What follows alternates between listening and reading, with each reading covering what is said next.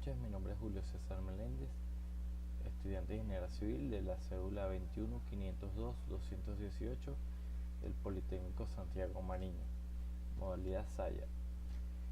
Esta vez realizaremos un video para completar la actividad de la materia concreto 2, ¿verdad?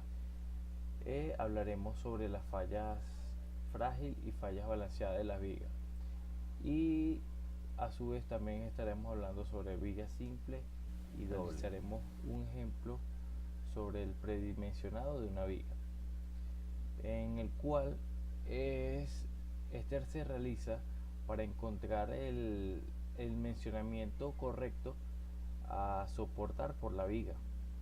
Para este predimensionamiento se tiene que tener en cuenta un módulo de sección, el cual será soportado por una carga en centímetros cúbicos. Ya teniendo calculado el módulo de sección, comenzaríamos con el predimensionamiento. Este nos arrojaría el módulo y ahí lo ubicaríamos dentro de las propiedades de dimensiones de acuerdo al tubo que se desea utilizar y que se tiene dispuesto para la obra. Y bueno, hablaríamos sobre una viga simplemente armada, la cual consta de acero trabajando a tensión, no a flexión, ¿verdad? Mientras que una viga doblemente armada lleva un acero en la zona de tensión y en la zona de compresión del elemento. Cuando tienes un diseño con una viga doblemente armada, es con el fin de asegurar esa fluencia del acero a tensión, ¿verdad?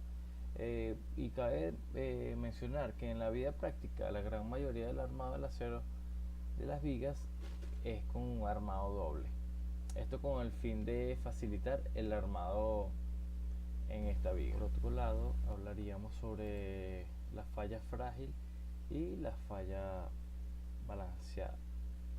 La falla frágil sucede cuando la estructura no puede soportar niveles grandes de esfuerzo antes de romperse. ¿Qué quiere decir esto? Esto quiere decir que cuando se le genera un esfuerzo mayor al esfuerzo máximo que puede soportar la sección, ¿verdad? Esta de una vez se rompe, en diferencia a una falla balanceada, que esta, en vez de romperse, flecta un poco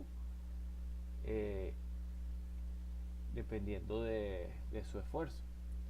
Si su esfuerzo es máximo a lo que ella puede soportar flectando, termina partiéndose a la mitad o realizando una falla mayor, ¿verdad?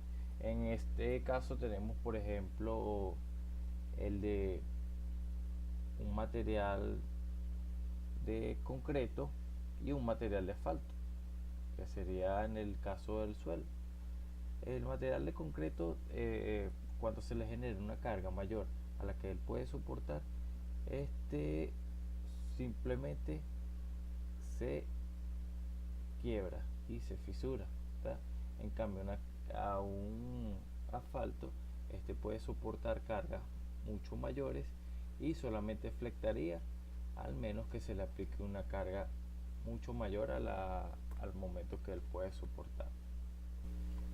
Bueno, ya realizando una breve explicación sobre los puntos tratados para lo que es la exigencia de la materia de concreto 2, no me queda nada más que decirle muchas gracias por su atención y por visualizar el video. Nos vemos en una próxima grabación.